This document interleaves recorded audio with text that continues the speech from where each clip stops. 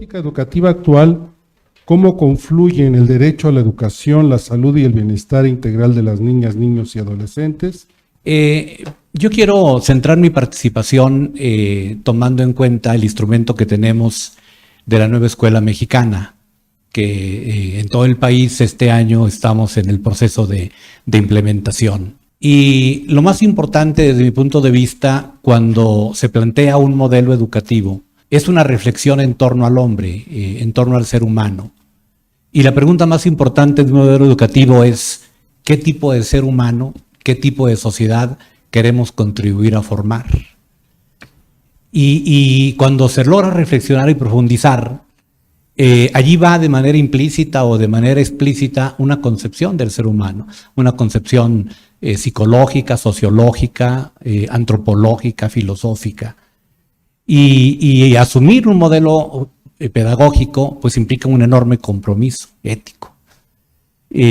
Por lo tanto, podemos afirmar que todo acto educativo es un acto político. Y eso tiene implicaciones en la vida cotidiana. Y del tema que nos ocupa hoy particularmente, cuando hablamos de esas implicaciones de compromiso y hablamos de la salud, pues el diputado sabrá mejor que yo que cuando llega la hora de tomar decisiones, concretamente en este tema de la salud, que la Organización Mundial de la Salud y la Constitución mexicana nos dicen que es un derecho humano de toda persona desde que nace al disfrute pleno de su existencia en un equilibrio biológico, psicológico y social. Y cuando hablamos, por ejemplo, del mundo de los alimentos, del mundo de la alimentación, pues en cuanto se quiera regular, viene la presión de las grandes industrias de nuestra época, viene la presión de las tabacaleras, de las empresas que procesan bebidas edulcoradas, de los que fabrican en serie comida chatarra, y empieza la presión mediática porque hay allí un negocio que convierte el derecho a la alimentación en una mercancía que se trafica según esta ley de la oferta y la demanda. Y la nueva escuela mexicana lo confronta, tiene una línea allí que confronta este modelo mercantilista donde el ser humano deja de ser el centro para ser un instrumento aparente de la economía. Ya después vienen las expectativas cognitivas, instrumentales, actitudinales, los planes, los programas, los recursos, hasta llegar a los libros de texto. Pero hay un fondo, y el fondo es ese: ¿qué tipo de ser humano queremos formar para el siglo XXI? Y en eso estamos, en ese debate, las maestras y los maestros, en la elaboración de su programa analítico, pues están en ese debate de cómo lo vamos a implementar en el día a día. Ahora, desde esta visión, estamos hablando de la formación de un ser humano integral, y tenemos que ver a la persona como una totalidad. La OMS dice que somos un ser físico, biológico, psicológico, social, cultural, histórico, espiritual. Yo quisiera colgarme de cada de esas características, pero también insistir, el ser humano es una totalidad y la totalidad es mucho mayor que la suma de las partes. Y cuando las personas surgimos al mundo, no surgimos en partes, surgimos como la totalidad que somos. Porque de pronto me dice, bueno, estás pensando, estás sintiendo, ¿verdad? ¿Qué te dice tu mente? ¿Qué te dice tu corazón? Pues no, soy una totalidad, y cuando me enfrento a cualquier dilema que me presenta la existencia, surge todo lo que me ha conformado como la persona que estoy siendo. Entonces, en el modelo cartesiano nos fuimos fragmentando en el ánimo de la especialización, pero también llegamos al extremo de la disociación, donde parece que que tengo múltiples personalidades y soy uno solo, y así me enfrento al mundo. Entonces valga pues esto, porque voy a separar, insisto, pero solamente en el ánimo pedagógico. Soy un ser físico-biológico, ya lo escuchamos, no lo quiero abordar más porque ya son especialistas en el tema, pero pareciera ser muy sencillo.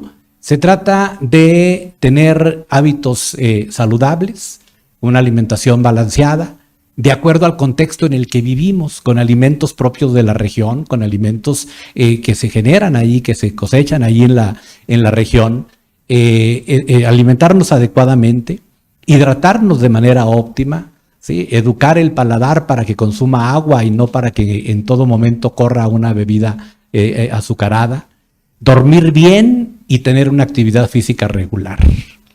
Es muy fácil, ¿no? 4 pequeños pasos. Pero cuando escuchamos la catástrofe de las estadísticas, cuando escuchamos que al país le va a costar en 20 años 165,000 millones de dólares atender los problemas de obesidad, hipertensión y enfermedades crónico-degenerativas que no se propician más que por falta de hábitos, pues nos preocupamos mucho. Soy un ser psicológico y tengo tareas en las diferentes etapas de mi vida. Cuando estamos en la escuela, desde que llegamos a inicial, a preescolar, a primaria, que es el tiempo que estaremos en educación básica hasta secundaria, tenemos diferentes tareas. La primera es desarrollar la confianza del niño y lo tenemos que ver desde un enfoque sistémico. Cuando participamos todos, es decir, familia, alumno, aula, escuela, comunidad, se requiere una tribu para educar a un niño y para formar los hábitos que requiere para vivir.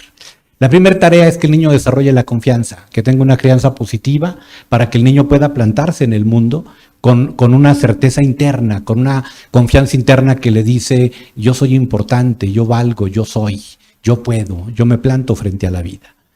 Después en la secundaria tendrá que descifrar el tema de su identidad. Irá por tanteos, ¿no? Poco a poco preguntándose quién soy, qué me gusta, qué no me gusta, qué quiero, qué no quiero, hacia dónde quiero dirigir mi vida cuando sea un adulto. Y reconocer las necesidades de la etapa del ciclo vital que está viviendo. Pero es muy importante que este niño adolescente aprenda a tener un equilibrio entre el yo interno y el yo externo, que aprenda a disfrutar de la vida y de las cosas cotidianas del día a día, a sentirse bien consigo mismo, a enfrentar retos, a superar errores, porque va a ser parte de su formación. Y dirán, ¿qué tiene que ver con la alimentación? Bueno, con la salud, que la salud es mucho más allá que la sola alimentación. Pues ahorita hablaremos de la ingesta emocional. O sea, ¿cuánto comemos no por hambre? ¿Cuánto comemos por necesidades emocionales insatisfechas?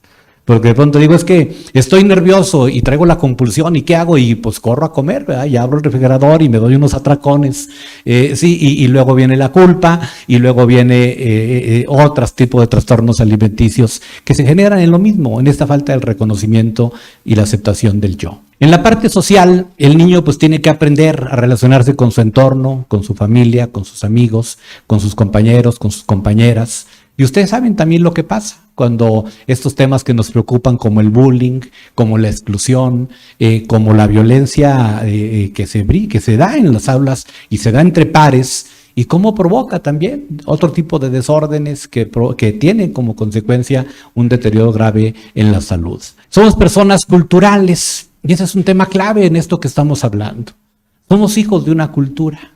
Aunque Sartre decía que somos lo que hacemos con lo que hicieron con nosotros, pues al final somos hijos de una cultura, y ustedes saben que los valores más fuertes, las actitudes más determinantes, las conductas más frecuentes que vivimos, las aprendemos en la primera infancia y las aprendemos de nuestro entorno cultural.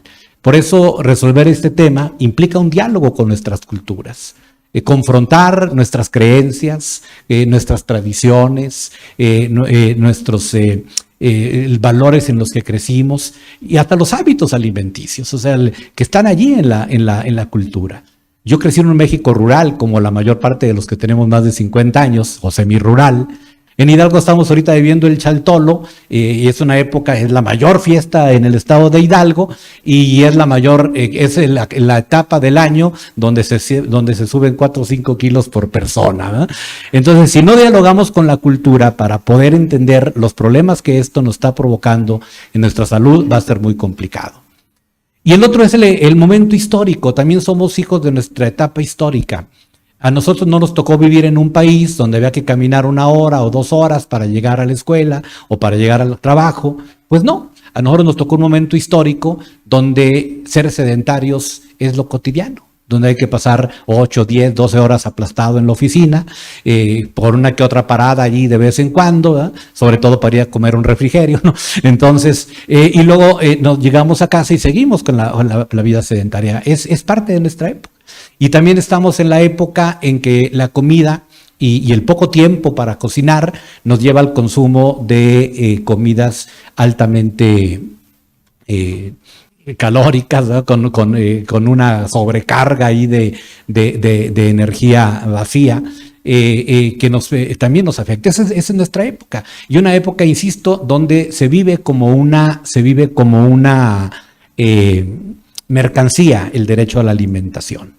Entonces, ¿qué hacemos desde la nueva escuela mexicana? Bueno, reflexionar sobre que el chico tenga el pensamiento crítico para que pueda entender la interrelación que se da entre el medio ambiente, los modelos económicos, las prácticas sociales y las prácticas culturales, que le permitan una formación de hábitos más sanos. Las tallas, las medidas, la composición corporal nos dice muchas cosas. También nos habla con frecuencia de la desigualdad social, porque podemos leer los cuerpos de muchos hombres y mujeres del país donde se ve y se puede leer una desnutrición permanente. Y vemos otros rozagantes entre sobrepeso y obesidad que tampoco están muy sanos, dijo la doctora, ¿verdad? Solamente nos manifiestan que hay un exceso calórico y siempre será más fácil dejar de comerme 500 calorías que quemar 500 calorías. ¿Qué estamos haciendo en el estado de Hidalgo? Yo quisiera solamente tocar 4 temas muy rápidos. A través del DIF, Hidalgo tiene una característica muy especial. Tenemos más de 4.500 comunidades menores de 2.500 habitantes, con una dispersión geográfica enorme. Tenemos más de 2.800 escuelas multigrado. Esas son sus características. Pero a través del DIF, que entrega 134,000 comidas al día, en desayunos fríos y comidas calientes, con productos equilibrados, una dieta equilibrada. Tenemos también, retomamos el control de las tiendas escolares para poner una nueva reglamentación. Hace muchos años dejaron de ser cooperativas, ahora son una tienda escolar donde muchas mamás y muchos directores, sobre todo, y directoras, lo ven como un complemento económico para las inmensas necesidades del día a día, no como lo que debe de ser, un espacio donde tengan acceso a un alimento sano, nutritivo y conveniente, sino un espacio, insisto, para tener un recurso. Y por otro lado, el tema socioemocional es a lo que más importancia le hemos dado, en la salud emocional. La salud emocional no es todo, pero sin salud emocional ese todo se convierte en nada. Y creamos una dirección general de acompañamiento socioemocional que le reporta directamente a la Secretaría, y desde ahí un grupo de psicólogos que se han instalado en las 12 regiones que tiene el Estado, están trabajando permanentemente en esto de la prevención emocional. Ustedes saben cómo lo desequilibró la pandemia, cómo todavía el problema se profundizó de mayor manera. Y entonces este año llevamos impartidos 400 talleres para casi 50,000 personas, empezando con los docentes, y tenemos la meta de llegar a 3,000 en este ciclo escolar 23-24. Y por último, la relación con el Instituto Estatal del Deporte, que está adscrito a la Secretaría de Educación Pública, con las activaciones físicas y la petición expresa a que todas las secretarías del Estado cada semana realicen una actividad física con sus componentes, con sus empleados, pero sobre todo hacia la sociedad. Así que estas semanas de pronto tenemos 5 o 6 carreras que se empalman en cada municipio, porque estamos tratando de tener una activación permanente con la sociedad.